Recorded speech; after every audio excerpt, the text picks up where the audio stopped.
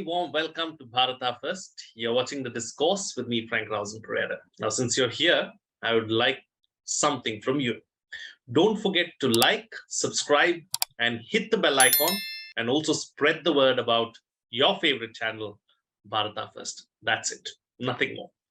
And for those who would be interested, we have a membership program with great perks. Check them out by hitting the join button on our YouTube channel. Now, in December 2022, Chief Justice of India D.Y. Chandrachud asked lawmakers to look into growing concerns over criminalisation under the POCSO Act of adolescents who engage in consensual sexual activity. In his keynote address at the National Annual Stakeholders Consultation on Child Protection, the CJI said, "As you are no doubt aware, the POCSO Act symbolizes all sexual activity for those under the age of 18, regardless of whether consent is factually present between the two minors in a particular case. In my time as a judge, I have observed that this category of cases poses difficult questions for judges across the spectrum. Courts have routinely flagged cases of minors between the age group of 16 and 18 who eloped or engaged in consensual sexual activity being booked under the POCSO law on a complaint from the girl's parents. While these cases do not necessarily result in conviction of the minor boy, the stringent law results in denial of bail and protracted incarcerations. In this edition of the Discourse, we will analyze the issue of age of consent under the POCSO Act. Joining me on the program today are S.P. Singh, legal and public policy expert, and Professor V. Rajalakshmi, sociologist. Thank you to both my guests for joining me on this edition of the Discourse. Mr. Singh, let me start the program with you first. This particular issue has been going on for a while now. It saw a feverish pitch, especially when the Chief Justice of India made this observation, last year, sometime in December at a lecture, when he said that this is something that we seriously need to look into. And there are several high courts as well who have pointed out to the government that the age of consent, especially under the POCSO Act, needs special attention. Your thoughts on this? If I have heard you correct, this controversy is as regards the traditional age of consent, which is 18. And there is a general belief that looking at the kind of advancements that the society has made and the kind of myriad exposures that the children these days have, the consent age should be brought down to 16. And when I say this, there is a background for this, because when we look at the conviction rates under the POCSO Act, we generally find that in many cases, those involving, say, children beyond 16 years of age, children who are reasonably mature, generally find that there is some kind of consensus underneath in terms of what happened between the two individuals, one of whom must have been a minor. And there is therefore this general belief that believing that a child is sufficiently mature by age of 16, this should be brought down. Absolutely. Professor, let me bring you in now. From a society's perspective, times are changing. Kids as old as 8, 9, 10 have access to the internet, have access to YouTube. Parents are busy at work. They have access to all this content. So at some point in time, they are bound to experiment. So considering these kind of aspects, would you say that, keeping the age of consent still at 18 is a concern from a societal point of view, especially after the concerns that I just mentioned? You're absolutely right. See, the thing is that the society has changing very fast. The relationships between the parents and children has also changed. I remember at one point of time, we could never talk about certain things in front of our parents. But today, there's nothing left for imagination. There has been over exposure of the children to the media, to cinema, the cinemas, the media. I mean, the OTT platform, which has got no censorship, has become too bold. And the children have access to all these things. Because of less knowledge or incomplete knowledge, or because there are still restrictions, the children are students. When I say students, because I teach in a college, I do interact. They feel they do it, and then they do it hidden way, and they're not very aware of it. So therefore, first of all, it is very important for us to educate our children about sex, which nowadays has become very normal, and therefore the age by which they start, because the puberty of the girls has started, it's very early. So therefore, it is very essential that this kind of consensual things should be, changed. The age should be changed. It should be brought down to maybe 14, because 18 is too. By the time they become adults, they almost more or less experiment. I remember, a lot of students in the first year and another talk about this, saying that some of their friends have also gone to the gynae for abortion, etc. So therefore, I feel it is very essential that we should relook at it and rethink about it. Because if a society is open to it, more exchange of words, ideas, since OTT platform is already open to all, and children do have an access to it, I think the society at large, both, the stakeholders who are concerned with this law, with this policy, with this program, should rethink about it. Sex education, better awareness is really the key, and this is what is going to be the answer to the problem, is what Professor Rajalakshmi is suggesting. Mr. Singh, coming back to you now, really there are a few legal challenges as well if you look at this, because there are so many other laws that need to be changed if you're going to bring down the age of consent, and that in some way is going to clash somewhere, isn't it? And that's really a cause of concern. Now, if you look at another aspect too, the government has been vociferously talking about, increasing the age of marriage for women as well to 21. So that somewhere, is probably playing on the minds of the policymakers. I think you have raised a very relevant point, but then we should be mindful of the fact when we look at POCSO Act that every special act indicates two things. One, the General Act or the General Statute has failed in some respect, and therefore there is a need to come out with a special act. Now, the second thing is, it is again indicative of the fact that there are gaps which need to be plugged in. There are areas which need to be given attention immediately. You are very right, but again, in our parlance, it is an agreed position that a special act always has precedence over a general act. And but again, from a legal expert point of view, I would say that it has yet to do a lot. This POCSO Act, I think the intent has been extremely relevant, very powerful decision that the government took to come out with this act. But again, when we look at the time taken in investigation, the conviction rate, we generally find that we have hardly made some improvement over the prevalent conviction rate in the similar cases. So therefore, I completely agree that this special act, when implemented with the complete rigor, would have some adjustments to be made with require these adjustments with the existing acts. But again, I find and I'm only digressing a bit.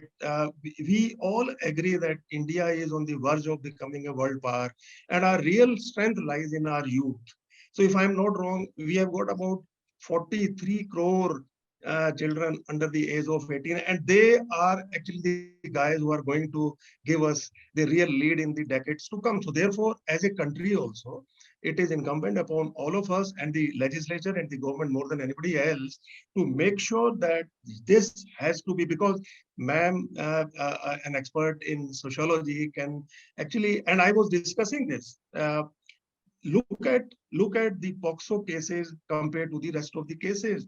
This is one typical case, one typical instance where the perpetrator and the victim, normally, we all know that nearly 90% plus perpetrators are known to the victims. And the most peculiar thing, which is nowhere else in the criminal world, is that the perpetrator and the victim, they are staying together. And before the case gets reported, look at the kind of trauma the victim passes through when you find a victim finds the perpetrator roaming around and all. So keeping everything in mind, I think there is a greater need for the legislature and the political establishment in the country to make sure that this is our greatest wealth. Our youth is our greatest wealth.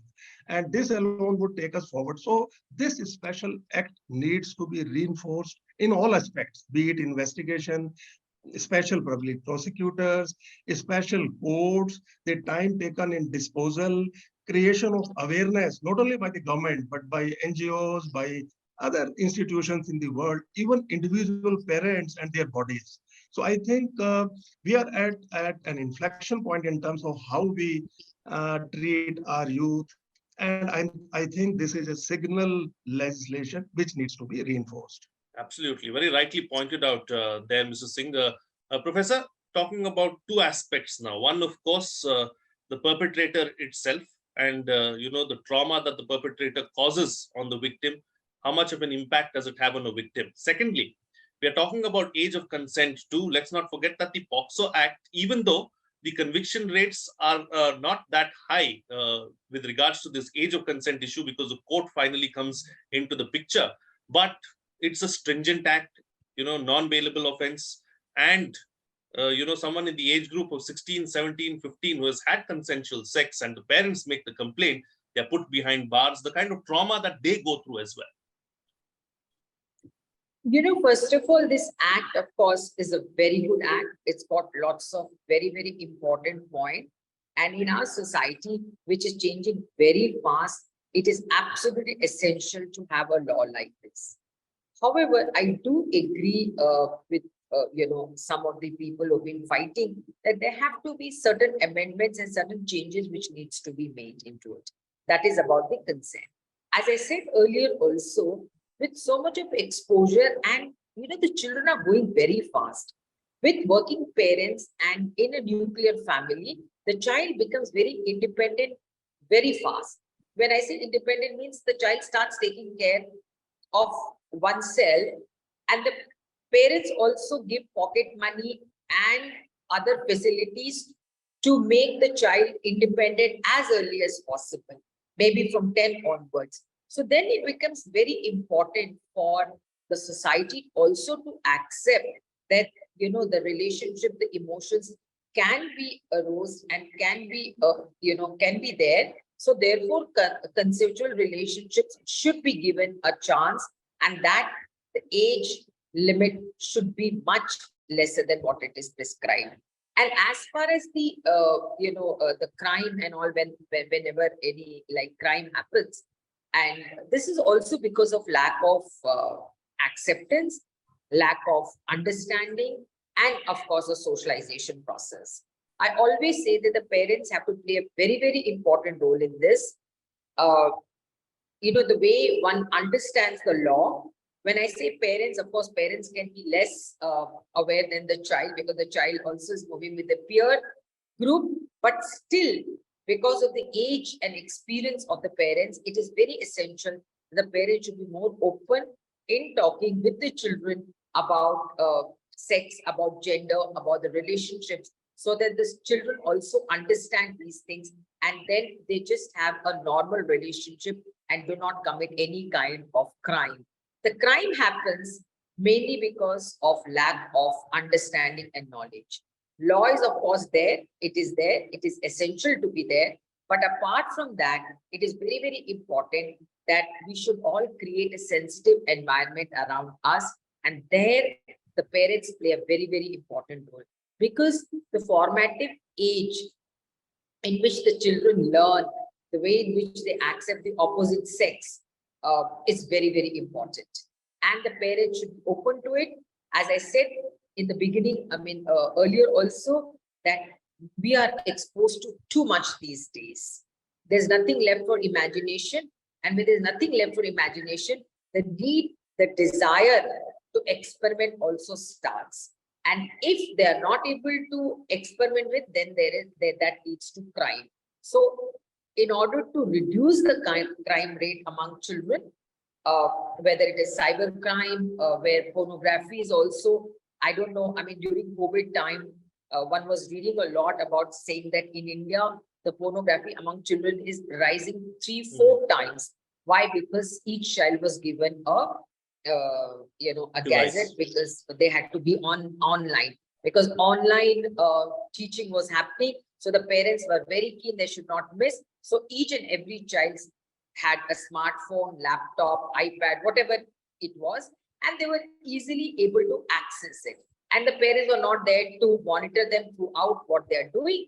As a result, the pornography also increased. Pornography increases, the need to experiment increases only because of lack of knowledge and lack of understanding and lack of acceptance by the society. So therefore, it is very, very essential that within this law, there has to be certain kind of amendments. The age factor, the consent factor should be redefined and relooked at. Absolutely. Absolutely. All right. Time to get closing comments now from both the panelists with the best way forward and what next. Starting first with you, Mr. Singh.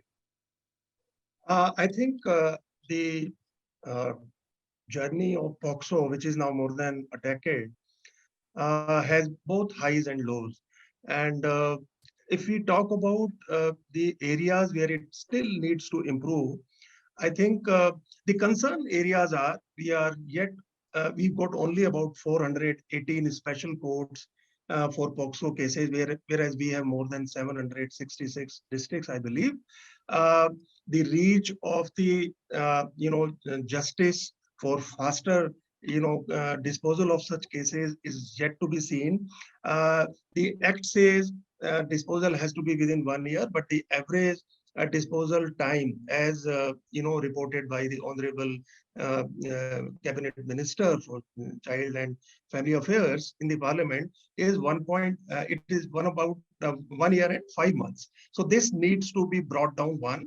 Secondly, we need to actually train our special prosecutors, but because it has been found that in most cases, the perpetrator would have the services of the best of the counsels, whereas for the victim, the public prosecutors may not have been trained adequately for handling cases related to POCSO. Same goes with the presiding officer of the special courts also.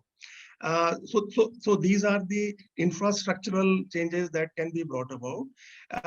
The one good thing that POCSO has done is that it is a gender neutral act.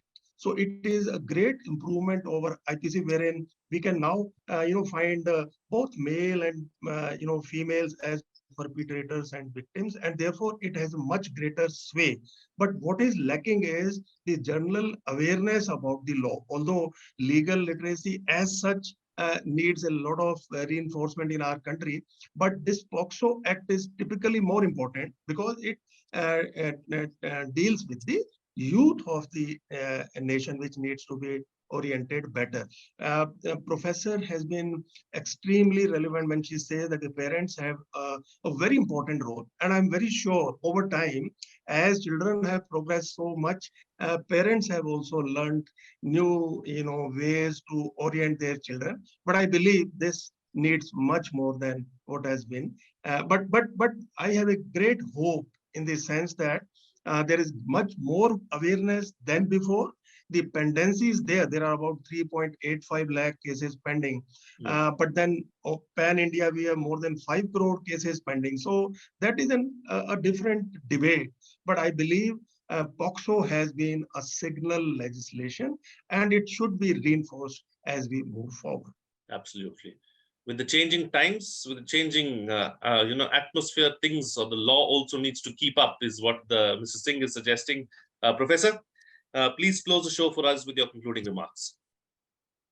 All I would say is, first of all, we must really appreciate the fact that in almost all schools these days, there are workshops being conducted to make children aware about this POCSO Act.